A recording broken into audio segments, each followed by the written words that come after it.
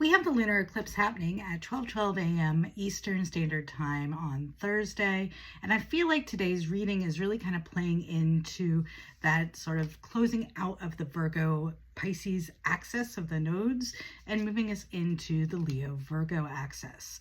The overall energy for this reading is the Sun, the happiest card in the deck, as well as Victory. So both of these are Leo energy. Victory is Six of Wands. So really heavy fire sign energy, heavy specifically Leo energy. This is about sort of becoming seen or coming to light as the most victorious, successful version of yourself. This is about sort of some public visibility here. And I think in order to kind of get there, you've been in this energy of really sort of examining what the structures around you sort of mean to you, or what you really want from those structures. In the recent past, we have sort of the card of discernment here, Queen of Swords, the painter in this deck, paired with the Hierophant.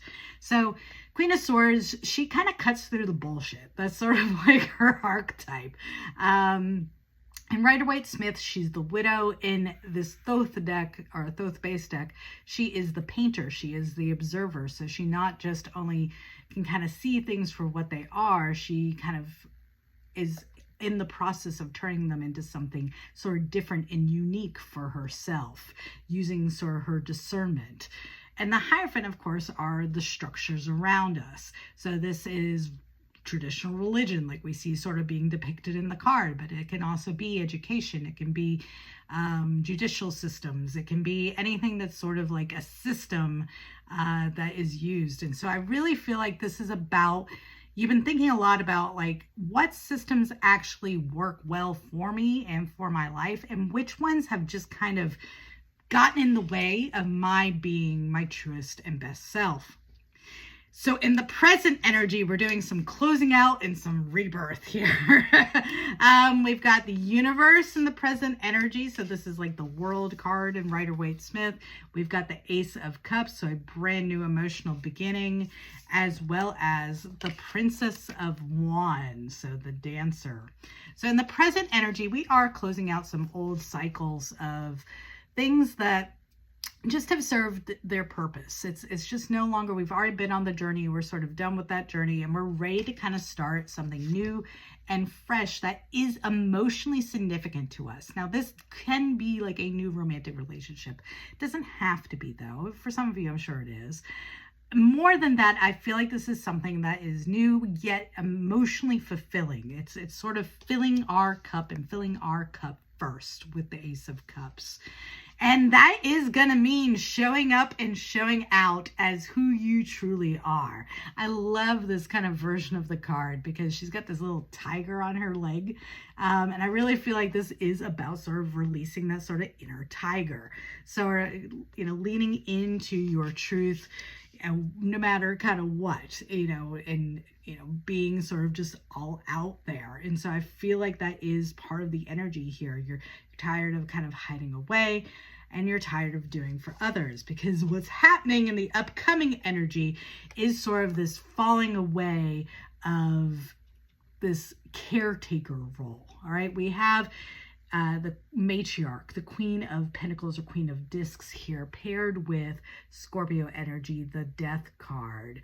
So when we see the Death card, this isn't just about dying or somebody literally dying. It's about sort of death and rebirth. So death of an old self and rebirth into something new. And I think what's kind of dying away is this attitude of having to care for everybody else, right? The matriarch, she cares for her home, she cares for her family, she cares for the people around her. She's very abundant, she's very stable, but I feel like with the Death card here, this is like, you know what, I'm tired of sacrificing my truth just in the name of stability and in the name of being a good caretaker or seen as a good caretaker. I'm ready to kind of step into my own presence. And that has to do with our vice. Our vice is the moon, particularly spooky sort of depiction of the moon here, paired with the Lovers. So the moon is about everything that is unseen, right? Everything that is the subconscious mind, right? And in this particular depiction, it's clearly about our fears, all right? It's about our, the things that we most sort of worry about being out there around us.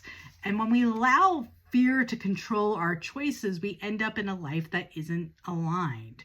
And I feel like the choice, or the levers here, this is really advice that's asking you not to allow fear to dictate your choices. Now, this can literally mean like stepping away from a prior relationship and into a new relationship, particularly with this Ace of Cups here in the present energy. But it doesn't have to be. It can just be, about making choices that just more fully align with who you are and the version of yourself that you want to let shine. Hope that helps.